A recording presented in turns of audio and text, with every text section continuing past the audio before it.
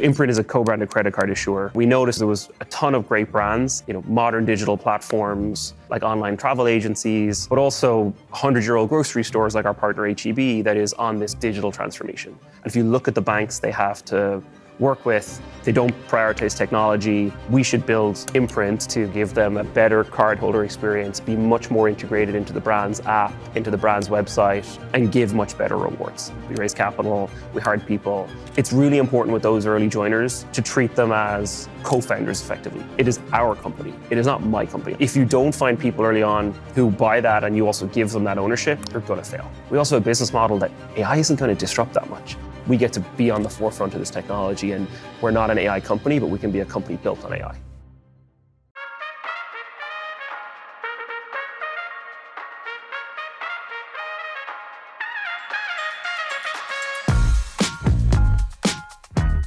Welcome to Grit. I'm Joubin, partner at Kleiner Perkins, a show where we go beyond the highlight reel and explore the personal and professional challenges of building history-making companies.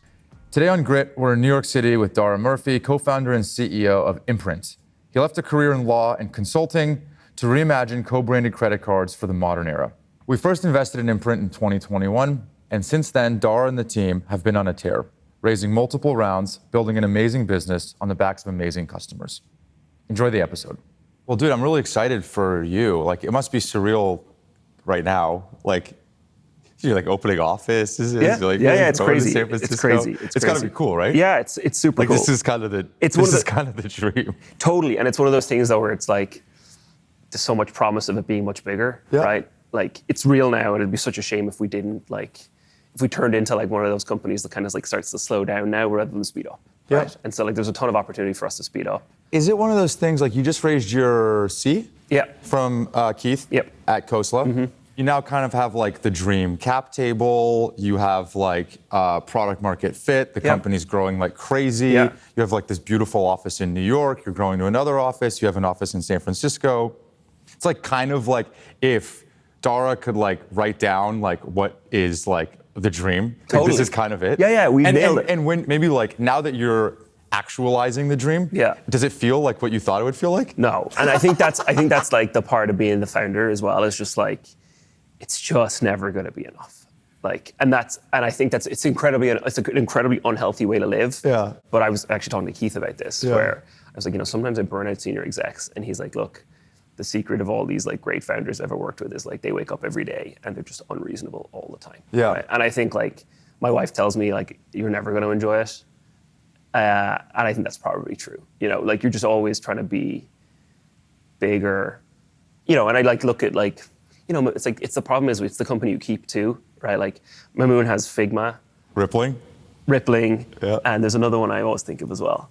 But so the company you keep is amazing, right? Slackbox. There's totally, right? So for us then to be relevant, we have to get to 10 billion in revenue, right? Yeah. So for us to actually be in the we're in the game now, but it's we made it to the NBA. Are we going to be an all-star, or are we just going to be eighth man on the roster? Yeah, is the way I think about it. I was having a conversation with my team recently about this same topic, because my team is full of operators that are kind of stuck in venture with me, right? And we always play the would you go work at this company? Totally. Right? Would you go work at this company? Would you work for this founder? And almost always the founder that people are excited to work for, meaning good guy, good girl, great boss, supportive, is inversely correlated to the performance of the company. Meaning if you're a really intense, really demanding, somewhat psychotic in certain areas founder, usually you build the best companies. Sure. And very rarely are you I can't go wait to work for that person. You know what I mean? Anyway. I get it. But there's a lot of founders that are just great people. Yeah. Amazing human beings. They're I would love to work for that person. You're just such a good person. And they're happy and well adjusted. Yes, but their company isn't growing. Totally. It's almost a perfect correlation. Totally. We've been growing 5% a month for the last few months, and I hate it. I'm it's driving me crazy. Literally nuts. We'll be back growing at 30% a month by the back half of the year, but right now it's just it. And what did you grow last year? We went from 25 to 100 in the course of the year. Of ARR. We don't have ARR, right? We have run rate revenue because it's not contracted per se. And this year we should be close to 3x growth from that. That's amazing. Yeah. But the problem is, like, I put a plan out there for the board that's 3.4x. Yeah. Right. And now, like, it looks like it'll be 3, and I'm pulling my hair out. Right. And like, the lesson for me is, like, next year I'll put a plan out for the board that's 80% of what will make me pull my hair out. Do you know what I mean? So Now that it's all happening, compare and contrast the feeling of having something to lose versus knowing that you're even going to have something to lose, meaning like you're searching for product market fit. Yeah. You have no idea if you're going to find it. In the early days, we didn't know if we were going to find it. Totally. That's not a very good feeling. Yeah.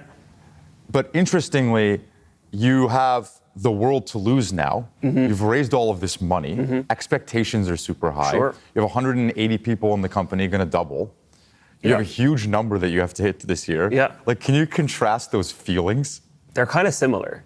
I think there's a couple of stages, right? There's like, I remember when we first wanted to start the company and it wasn't clear if Thrive was going to invest or not. And we were kind of incubating it, kind of going it alone. Like, you would have given your right arm to just get in the game, right? And I remember, like, distinctly the feeling I had the day after Thrive wrote the seed check. And I was like, holy F, I'm here until the last dollar, right? Like, and you just kind of, maybe other people get this and maybe I was too stupid to not understand the concept of, like, but once you take all this money from people, that's it, right? Like, you're committed. You're never going to be able to leave. Like, if you care about your own reputation and, you know, having a long career, you can't leave until all the money's gone, right? And so, you know, I know of companies that raised at incredible valuations in 2021, and they have literally $100 million still sitting on their balance sheet that they have barely touched. In fact, the 4% a year they're getting on that funds operations. And so theoretically, they could be a zombie company forever, and they have like $3 million of revenue now. And that must be so hard. Like, what do you do? Are you like, I'm just going to keep hitting my head against the wall for 10 years, or do I give the money back? I remember having that feeling after we raised, and product market fit, or like the journey to get there, kind of felt like that, which is like, God, I've taken this money from these people, and we've hired all these people. And you still didn't have product market fit when you got the seed. Or probably the close to, like, we were barely had the sniff of product market fit when we raised the Series A. We were fortunate enough that that when Kleiner invested, we were in a conversation for one of Kleiner's portfolio companies, and Mamoon and John Doerr at the time kind of were like, this is interesting. There's clearly something there if a company with, you know, 4 people and a seed round and barely any technology is in a conversation for one of our public companies, right? But so like that period was like, for me personally, we have all of these expectations. We raised capital, we hired people. In many cases, these people have children, and, you know, they took a pay cut to come here. That just feels like, I remember, like, people asking me a question today, like, what do you lose sleep over or keeps you up at night? Barely nothing today keeps me up at night. But back then I would wake up and just be like staring at the ceiling thinking, God, we got to deliver for all these people. Today it's a little different. Like, it doesn't feel as existential. And if I take a step back, I'm not lying awake at night staring at the ceiling thinking, you know, God, we owe these people so much. And also, God, I'm going to look like an idiot. More, it feels like we have control of the outcome. And so it just feels like there's more responsibility today versus back then there was more fear. How much money have you raised now? We've raised 230 million. And I'd say, like, that's a lot. Like, that's a fair bit for the size of the company. Maybe can you explain what Imprint does, and then obviously, like, why you had to then go raise the money that you did? Totally. And we have the vast majority of that still on the balance sheet, right? We are a co-branded credit card company. And so everybody has or most people will have a co-branded credit card in their wallet. They'll have the Delta Amex card or the United Chase card. And effectively, a co-branded credit card is bank pairs up with a brand and issues a card to those brands' customers. And the brand's customers get credit, they get rewards, they get status, they get a better deal, they get, you know, they're more part of the club, so to speak. And the brand gets customers who have much higher lifetime value. If you put a card in a customer's pocket, they will come back and use your brand on repeat. They're now part of the club. And the best customers put their hand up to get the card, and it's an awesome trade because the brand gets a better customer, the customer gets better rewards, and we as the issuer end up with the economics of the banking business, but we have lower customer acquisition costs because we partner with a brand to issue through their channels. So Imprint is a co-branded credit card issuer. Effectively, when we built the company, what we noticed was there was a ton of great brands, and we think about great brands as modern digital platforms like online travel agencies, but also 100-year-old grocery stores like our partner HEB that is on this digital transformation. And what we notice is these brands are all trying to build digital experiences. They're really trying to put the customer first. And if you look at the banks they have to work with, they don't prioritize technology. They don't own their own technology stacks, so that even if they wanted to prioritize technology, they could. They rent their stacks from third parties. And there's no incentive for them to actually make a better customer experience because these banks make between 40 and 80% of their net income from late fees, from insufficient fund fees. So actually friction and bad experience powers the profit pool for these banks. And our insight was there's these new brands out there, there's these digital platforms, there's these incumbents that are modernizing, and they want to give their customers a great experience.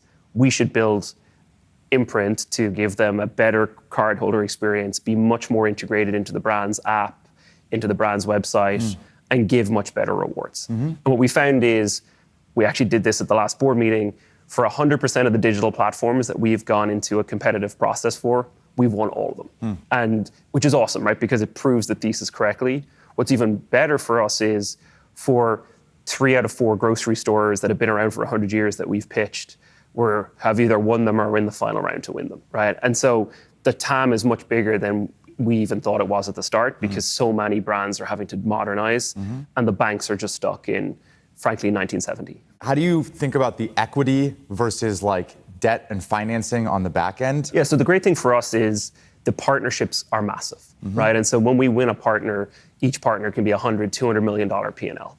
And today we have 6 or 7 of those partners live or launching. And so we've raised a lot of capital. It's anticipation of that kind of ramp from here. We grew a lot last year. We're going to grow a lot this year and next year.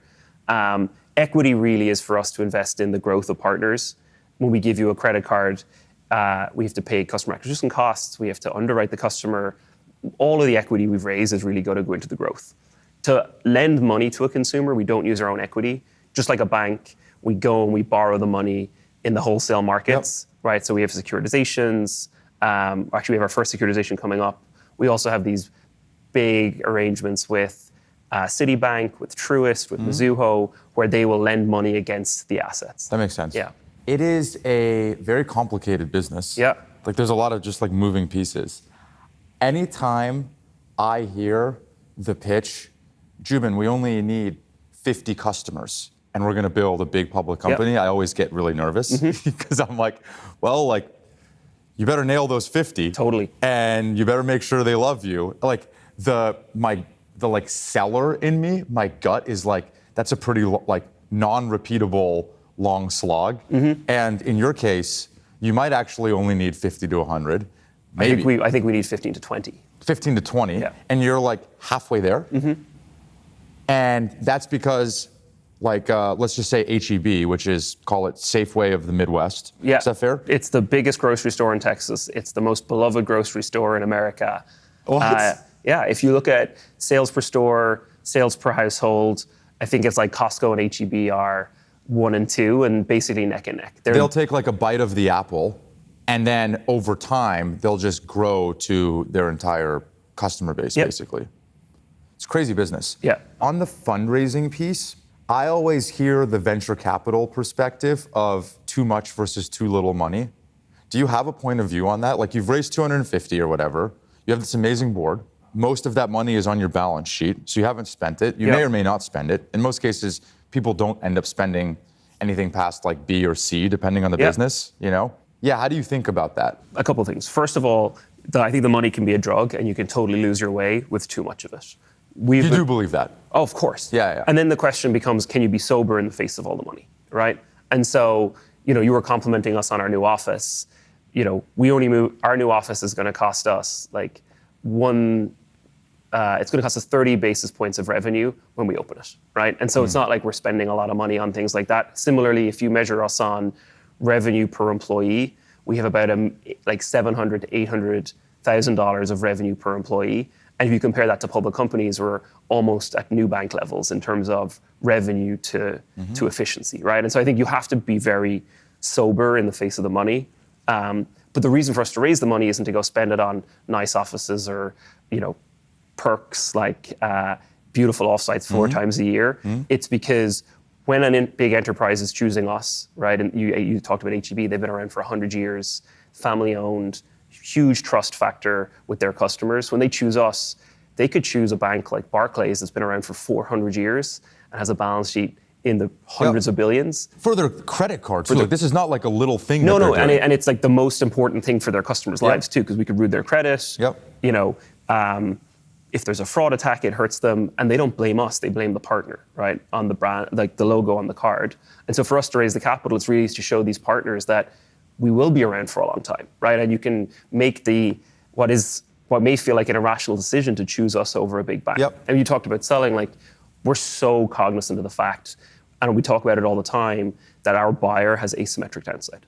And what I mean by that is, you choose a big old bank and the customer experience kind of sucks, your boss is going to look at all the other experiences and go, we couldn't have done that much better. And you never, ever lose your job, and maybe you get promoted. Yeah, it's like you never get fired for buying IBM. You choose Imprint, and we do a good job, and maybe you get promoted in a year. Right. We mess it up, as it feels like we could, and then you may get fired. Right. And who wants those asymmetric downside bets? And so we're very cognizant of that. Part of raising the capital is not to go and have nice offices we talked about. It's to show our partners that through a downturn, through the cycle, we'll be there, right? And it hasn't been the most dilution optimal thing for us to do. In fact, I wish we could have many times chosen to have less capital in the balance sheet. You're talking about we need to have 20 partners to be a big public company. Every one of the sales processes matters, and so we have to make sure that we look maybe not like IBM, but like the startup equivalent. Yeah, it is interesting though, like there's so many companies that raised during the ZERP COVID era that had a artificially inflated product market fit, meaning it wasn't as good as they thought, the TAM wasn't as big as they thought, and they weren't consuming as much of that TAM as they thought. And as a founder, that's a really tricky situation because you have 100+ million on your, like that you've raised. What do you do in that situation? Like, you've raised at a really high valuation. Just a tricky spot. Totally. Really tricky. And we lost our minds in 2021 after we'd raised our Series A because we didn't fully understand the market we were in. And so we had product market fit up market for these big brands, but we were trying to sell to little brands. So we were really trying to get Glossier and Away and these brands to launch a credit card, which was silly because the brands knew their customers wouldn't want it. And they had so many other priorities that wasn't a credit card. You were trying to convince them to start their first ever corporate card program. Our whole thing was not corporate card, consumer card. Consumer card, sorry. Our whole view was let's start down market, right? And it'll be easier to sell to startups, and then we'll move up market. And what we realized was nobody down market wanted it. And rather than look up market, we kind of said, oh my God, this isn't working. And instead, we started to build other products. And we looked at a couple of startups that have since gone bust that raised Series A's or B's at the time. And we were like, well, they're doing that, let's copy that. And so we probably wasted 8 months and, I don't want to say how many $1 million chasing the wrong product market fit. And then we got fortunate that we got our first credit card program for a mid-sized brand. And that was kind of, oh, actually stop. Don't waste our time trying to copy others. Stick with the original thesis, it'll work. But I honestly feel like we got lucky rather than we were good in that we got the right inbound and the right introduction at the right time. Going back to the money on the balance sheet thing, can you talk about when are the trade-offs actually happening of not being frivolous? From what I have seen, if you get more money, you spend more money. Whether that's personally, if you make more money, you tend to spend more money. If you're a company, if you earn more money, you spend more money. If you raise more money, you spend, it's just human nature. Where do you think the trade-offs are of all right, Daragh, we have we have a holiday party. Let's spend an extra $2 million, or we have an office change. Let's do that. Or does it tend to creep in more subtle ways? We can spend 10% on salary extra. Maybe that's a good thing. I don't know. Where do you feel some of those, is it the big ones or the more subtle things that creep in? I think it's both, to give you a bad answer, right? We're fortunate that we grew up in ZERP era, 2020. We were children in the ZERP era, right? We were and we got a bunch of money, and then VC winter hits in 2022, 2023, but fintech was the worst hit, right? You look at the public company stocks like Coinbase, and they were 7x drawdowns from their high, and they're back up again today. And so we were very cognizant of every dollar might be our last, right? And we raised a Series B that was flat from Ribbit. It wasn't a down round, but it was pretty close, right? And so I feel like our DNA has always been, we should be frivolous. I also grew up with like very little money, so that's helpful. But where it comes up is like, we're talking here publicly about having $140 million, $130 million in the balance sheet. When we end up at the end of the year trying to do, our review cycle and merit-based increases for the team, it can be really hard to stand up in front of the team and say, hey, rather than giving everybody a 20% raise, and which many of you deserve, we're going to keep the money because we think it's better for us to invest it in growth because it'll appreciate your equity. And it's, the marginal office party isn't what's actually going to matter. It's the fact that if you take, headcount burn and multiply it all by 1.2, that's a one-way ratchet, right? The one-time office party is probably helpful for morale. And in fact, if you look at our team, we had 100 people this time last year when we had a quarter of the revenue we have today, right? We have 150, 160 people today when we have 4x the revenue, right? So like non-linear headcount to revenue growth, and that's helpful too, right? Because you're trying to keep your expense base down. But it's the small things that matter less than I think these like bigger things that are cultural and harder for you as the leader of the company to stand up and talk about. Yeah, that makes total sense. On average, the data shows us that if you're an AI company, you raise at a 30% premium to non-AI companies. So naturally, then what ends up happening, like everyone becomes, Imprint AI or whatever, right? Like everyone just changes to an AI company, even if they're not. And if you're a fintech lending business, I think it's more like 80% higher, right? Exactly. Does that frustrate you? Like, how does that actually? I mean, of course, it's frustrating, right? Like, does that give you the like envy thing of like, I look over to my left and right, and I'm like, my business is in as good, if not better shape than AI or not, most of these other companies, but I'm not getting valued in the same way. Totally. My brother always tells me envy is the thief of joy, and I think he's dead right. Charlie Munger says that too, by the way, and I completely agree. It is the worst of the feelings to feel. Totally. And I think, to be super open, like I moved to New York when I was 21, and I was lucky to get a job at a big law firm, but I had no money. I like had $3,000 of credit card debt, and my best friend and I, and I'll actually be the best man at his wedding pretty soon, would send each other money every month when we were short, right? But I would like had to go buy a suit because I was working at a white shoe law firm. And so I had 10 years in New York of like, for the first 3 years working at a law firm, like I'm stuck here till like 11 p.m. and it's a Thursday. And if you open, it wasn't Instagram at the time. It probably was Instagram. And you see people heading to the Hamptons and you're like, like, what am I doing wrong with my life, right? And so I think at some point, though, you have to get over it. And I think that's actually been helpful training now with the startup. I think the other thing I've seen is we talked about pre-product market fit and looking at others and wishing you had their logo list and those companies are no longer around. You kind of have to let it go. And the thing about most of these AI companies is like, that's not true. The thing about half of the AI companies is they actually have a really interesting product and use case on the forefront of technology. And so for me to sit here and be envious is like kind of silly, right? The other thing is AI has probably helped us in a weird way. As I talk to growth equity investors, there aren't that many growth equity companies at our stage today because of VC winter and particularly in fintech because there just wasn't that much funding. And so we're one of a small cohort that survived. We also have a business model that AI isn't going to disrupt that much. AI will enhance our business model and we focus on that all the time to make us more efficient and have better return on equity in the long term. But it's actually kind of helpful today because growth equity investors are saying, I can invest in this AI company at a massive valuation, or I can invest in this non-AI company, but this non-AI company is not like these other companies because AI isn't going to destroy their business model, right? And so that's actually been helpful to us in a weird way. And so that's how I'm finding the silver lining in not being as highly valued. Have you noticed when you recruit employees, this really took me by surprise when I joined the venture side of the world. I always thought if you're an employee, you want to join a company with a lower valuation. Obviously, right? Your strike price is lower, your 409A is lower. But human psychology tends not to work that way. Meaning like I don't know if it's the press or publicity or what it is, but if for some reason let's just say you're valued at $600 million today and then you're valued at $6 billion in 5 years from now, I'm not sure it would be any less or more difficult to recruit people, which is surprising to me because like right now they should be joining. You know what I mean? Like, have you noticed that? I think you got to separate people into different camps. You just end up hiring different people at different stages of the company. And for some people, the 6 billion isn't that, they're not thinking about long-term return. They're thinking about like, this will be better than my corporate job, as even most $6 billion startups are in terms of ability to move quickly and take ownership and learn a lot. But I'm not potentially going to have to turn around to my, spouse and say, I can't help pay the mortgage, or I'm not going to turn to my parents and say, yeah, I was double Harvard and used to work at Google, and I traded it all away for this company that then went bust. And I think depending where you are in the risk aversion, you're making a choice based on that. And so I think, and it's important when you're recruiting as well to look for the people that are going to match where the company is. Like, we barely have HR at Imprint.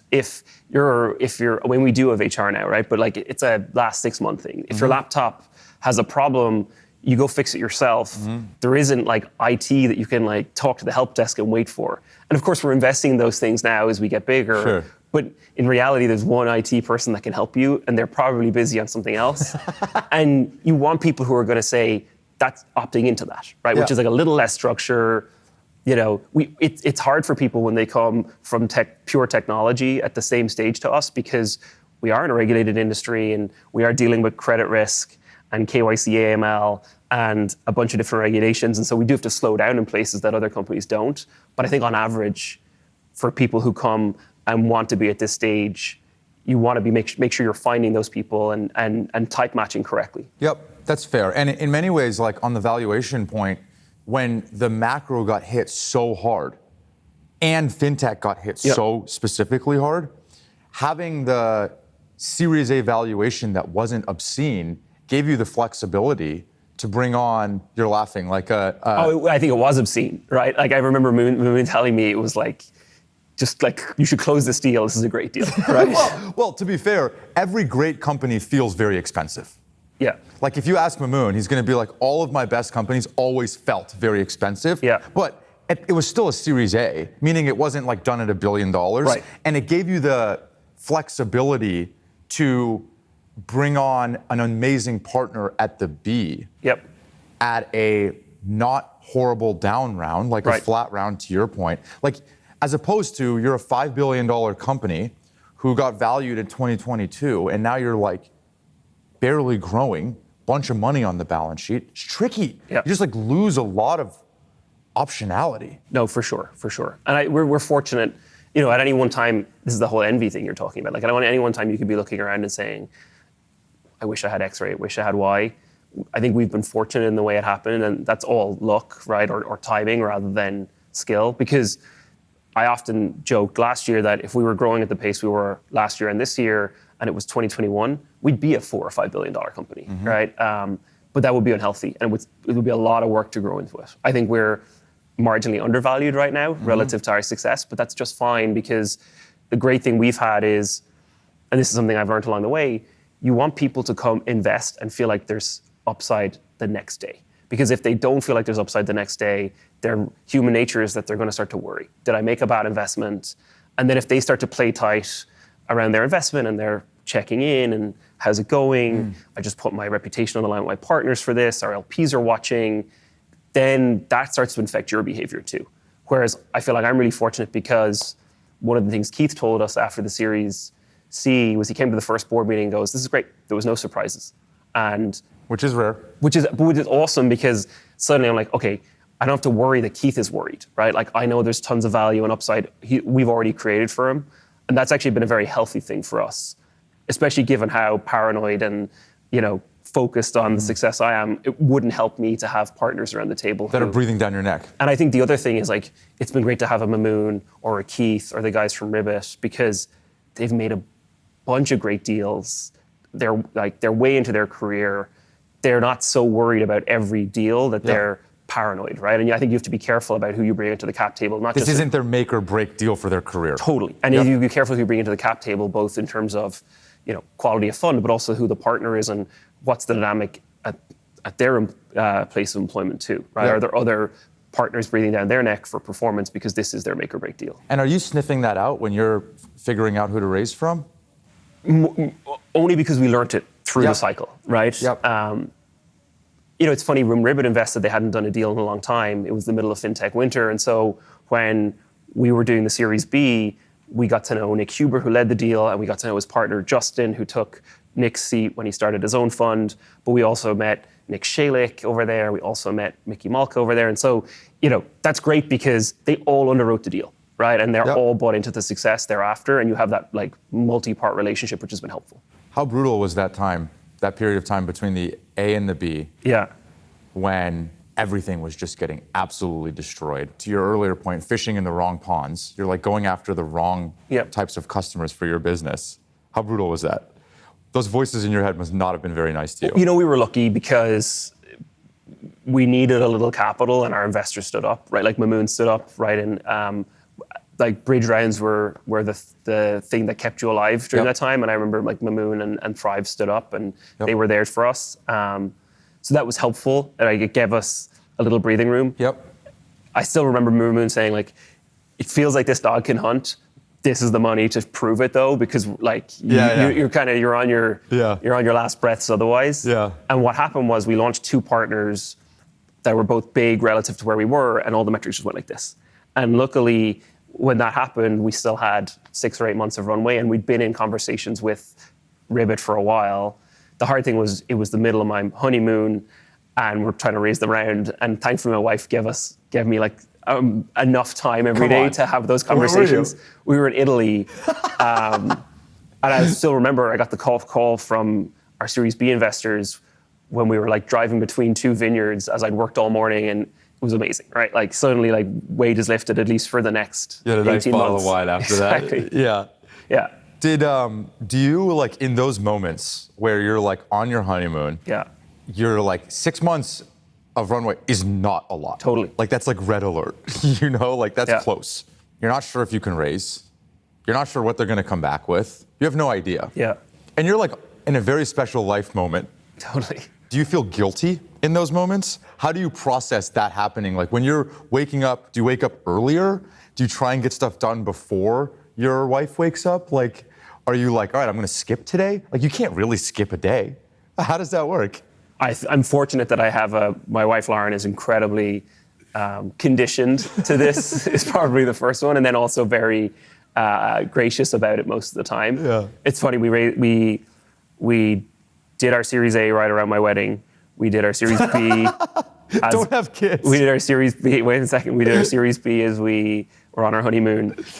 We had one vacation plan last year, and it was in the middle of closing the Series C. And it's most like we have a son coming in September, and that's going to be a great time to raise Series D. Congrats, man. Thanks a lot. That's awesome. Thanks a lot. When you were living here as a broke kid in New York City, you moved from Ireland? I moved from Ireland to Chicago for a summer. At the time, it's pouring rain here today. It was like this almost every day in Dublin, even though it's a great place to be. And it was also the middle of the Great Recession, and it hit Ireland really bad. And so when I went to Chicago for a summer, I was like, this is awesome. The weather's beautiful.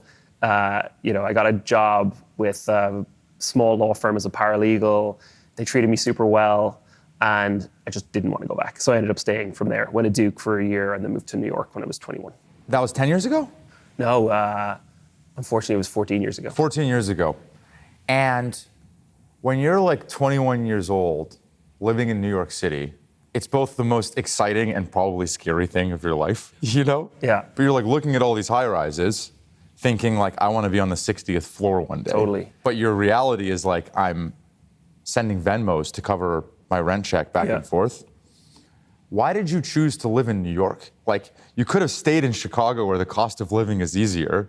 And you wouldn't have been like literally month to month.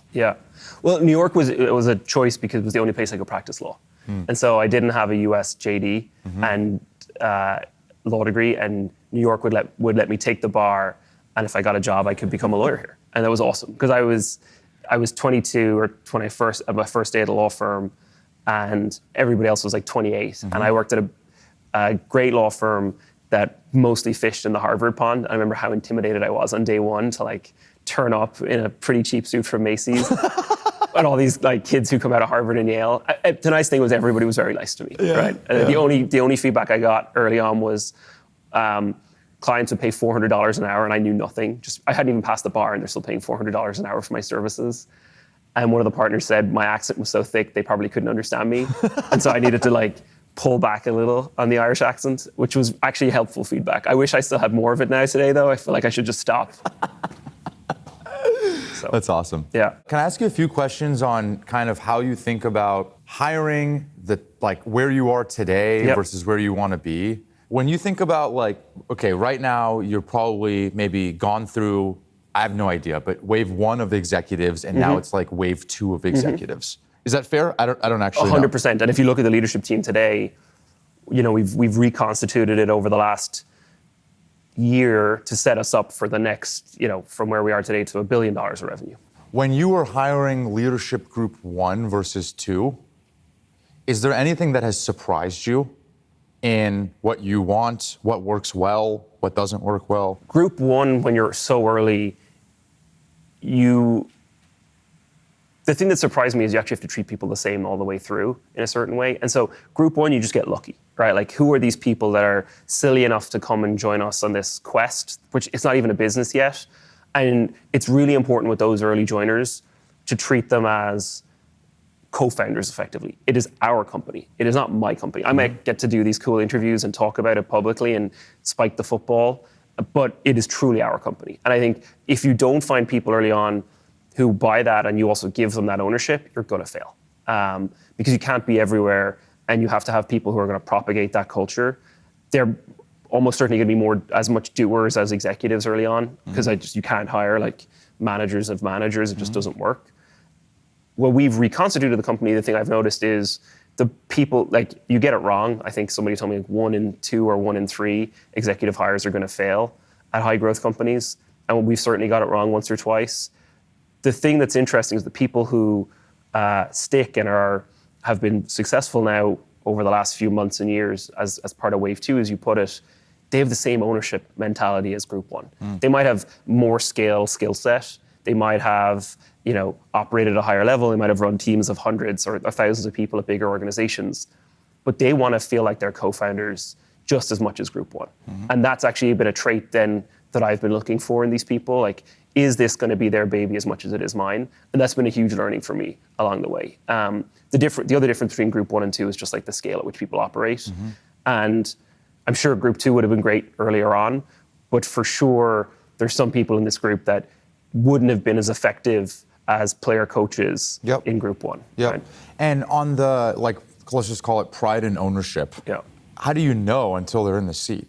I think you can get a pretty good sense in the interview process by figuring out what makes people tick, right? Like, you've asked a bunch of questions about me growing up.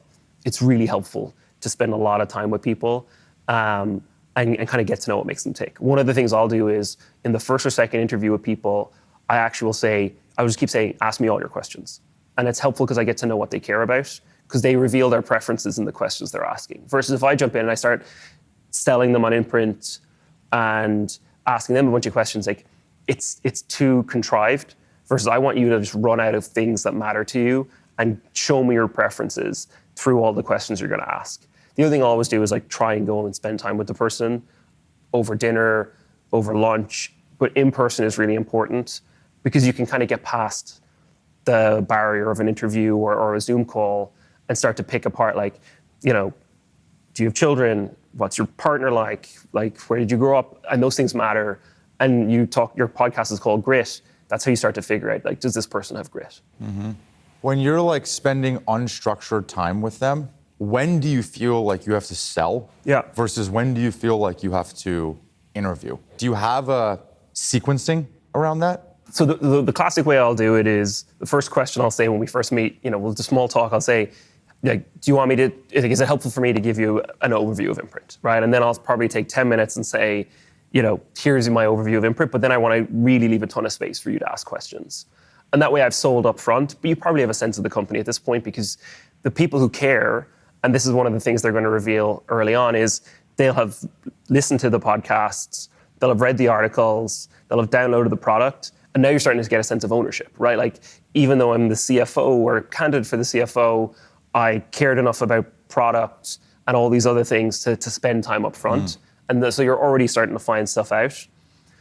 Then answering the questions is also how you're selling, right? So you're both understanding what they care about, but you're also it's almost like you're playing poker and their deck is open. Not to say that it's that manipulative, but you can see the things they care about, and then you can say, sometimes I actually will say, the things you're looking for are not the things we're going to be able to give you, because even though you might have a great resume, Totally. if it's going to fail, it's going to be such a drag, right? Like execs that fail is just such a drag on time and effort and relationship building, and it hurts the team too.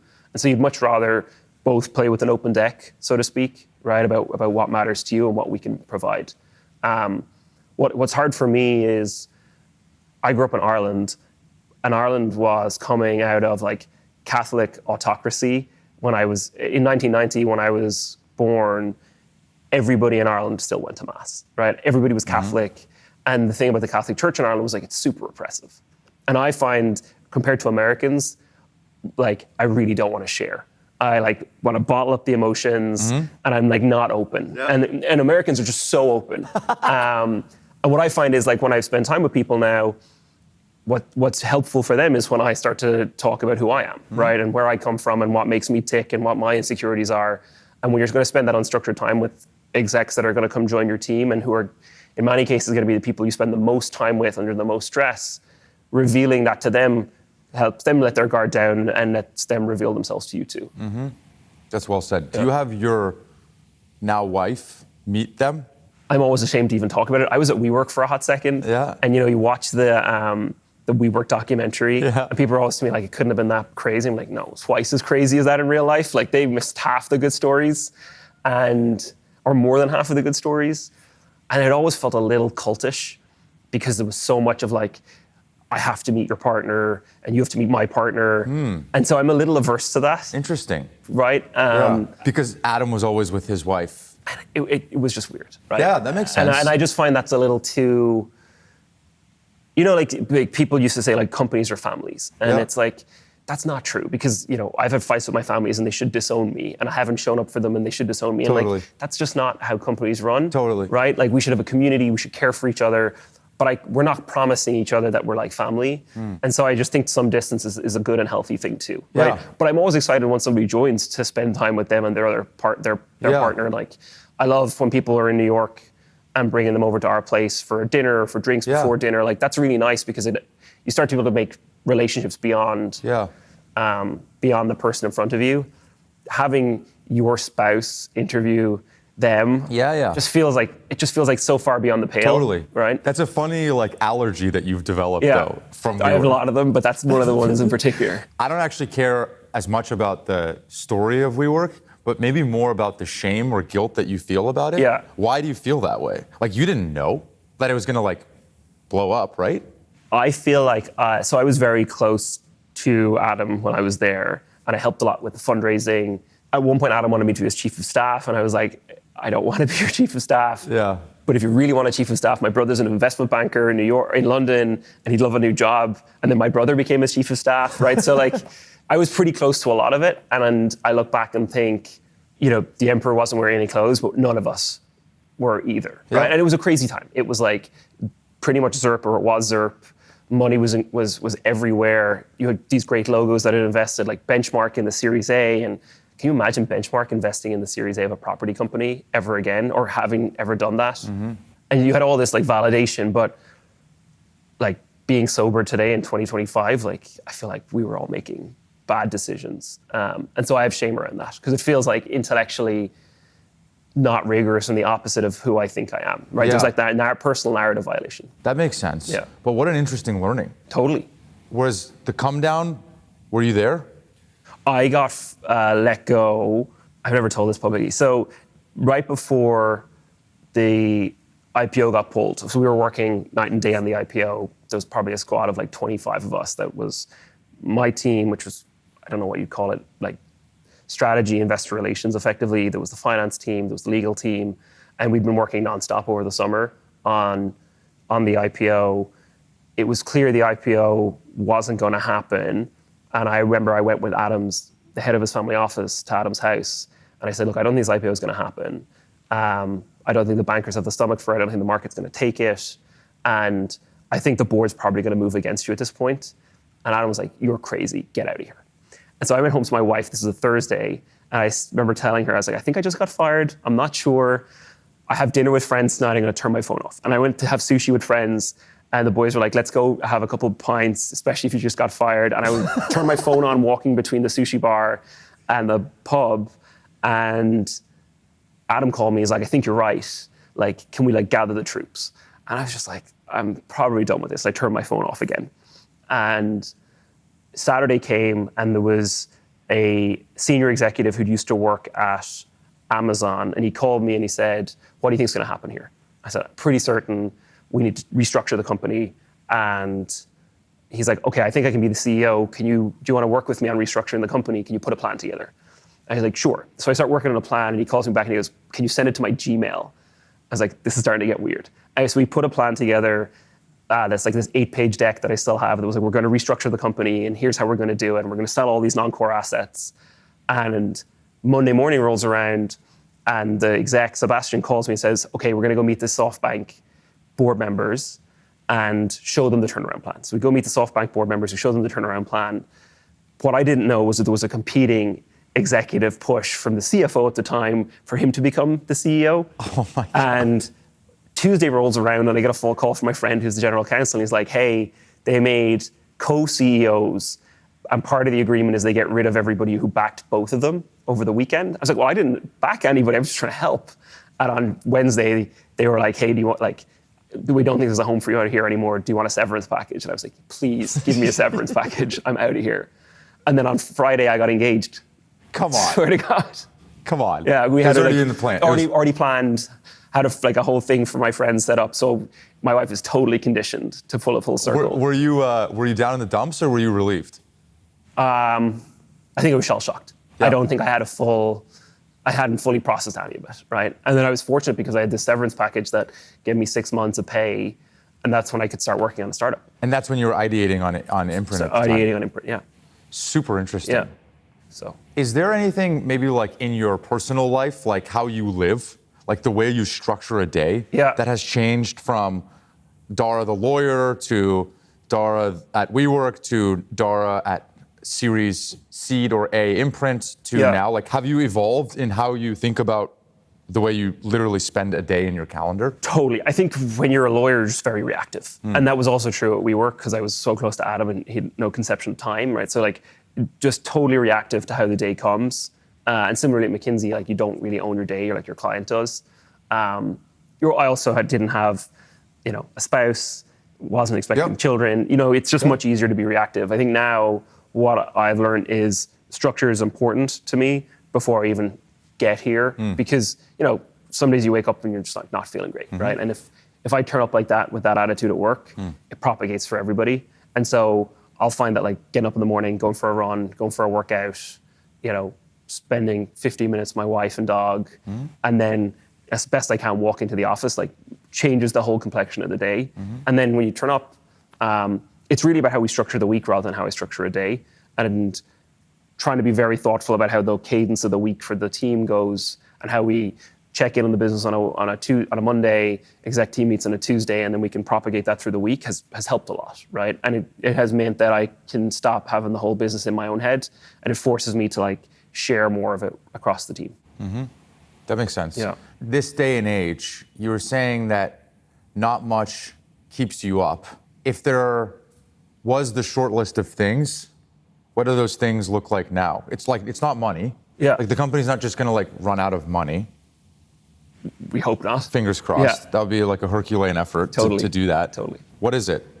We're a fintech lending business, right? And we feel really good about being a fintech lending business because you can look at companies like Affirm or Nubank, and there's massive businesses to be built here because the lending is the profit pool for every bank, particularly credit cards. And that's great, right? And it's an awesome, huge TAM. It'd be hard to get the valuation of these AI companies, but I think we can have a company that's so big that will have valuation, right? Our multiple won't be the same, but overall valuation can be the same. We're also a lending business though, right? And so the macro environment is something we have to worry about because things will get slightly worse as unemployment goes up or a recession comes around.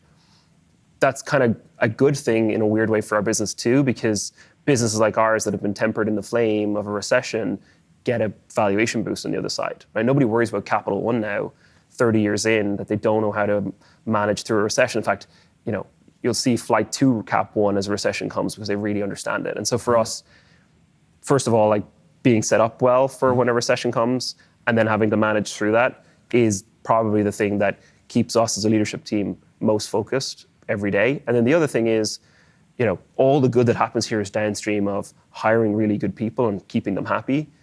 And I wake up most days thinking, how are we hiring really good people and keeping them happy, right? And we are demanding and we have a high bar and we push really hard, but there must be a world where we could do that and keep those people happy and attract more really good people to deliver on all of the downstream things. One more question on the AI front. The product is not an AI business. However, you're probably getting a lot of interesting efficiencies internally. Totally. We were talking about hiring support people. There's probably a lot of juice that you can get enabling them with some of these new technologies. I also imagine that in a fintech business, there is a lot of leverage that you can get. I don't know, how do you think about that? So we couldn't agree more. If you look at the end of next year, if we do our jobs medium well against our growth plan, we'll probably have like $250 million of cost in the business that should be massively lessened by deploying AI. And so one of the things we've done is we've taken a senior product manager and put engineers around that product manager and said, that cost line item is your mission. And that's mostly in customer support, customer operations in our business. Like when you call in and you have a dispute, that's a pretty manual process to handle, and across risk. And in those three buckets, we think we can save hundreds of millions of dollars next year just through using AI. And that'll be a really important thing for us as we want to go public, because we want to say, yeah, we make money like a credit card bank, but our whole P&L is optimized on top of our technology stack, inclusive of AI. And so this is a much higher return on equity, more profitable business that should set us up for the future. And that's like one of the dividends of being able to build now. Like if you've been a company that's been around for 30 years, it's basically impossible to re-architecture yourself. We get to be on the forefront of this technology, and we're not an AI company, but we can be a company built on AI. Yeah, similar to I think it was Toby at Shopify's memo. Yeah. Like every tech CEO has read that at this point. And now what they're doing at Duolingo, similarly. Are you taking it to that extreme, which is like basically the point of the memo is prove to me before you hire somebody else that AI can't do this job, basically?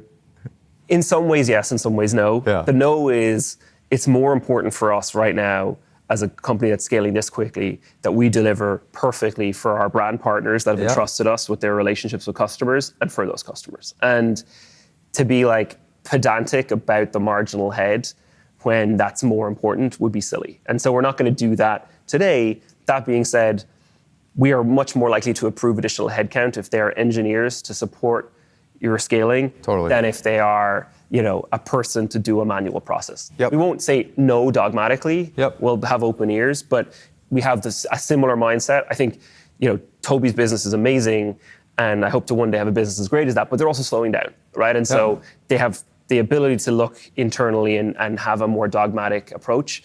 Toby's an amazing leader, and I'm sure Shopify still feels somewhat like a startup. They're also just so big that you kind of have to get more dogmatic with people too. Totally. Right? So right now there's like this big hype curve around, we're going to build $100 million companies with 20 people or whatever. And Parker at Rippling's counterpoint is always like, look, that sounds good in practice or in theory, but in practice, what ends up happening is then you have a competitor. That competitor raises a bunch of money and hires like 10 times as many engineers and go-to-market people as you. And then you're gonna go do that. Or you're gonna lose. Totally. Or you're gonna lose. Totally. So. I also think like sales is an interesting one. Yes, we'll have agentic AI making buying decisions for micro stuff, but are they gonna be buying, $100,000 ACV or $500,000 ACV enterprise software? Like the AI probably isn't gonna be empowered to do that.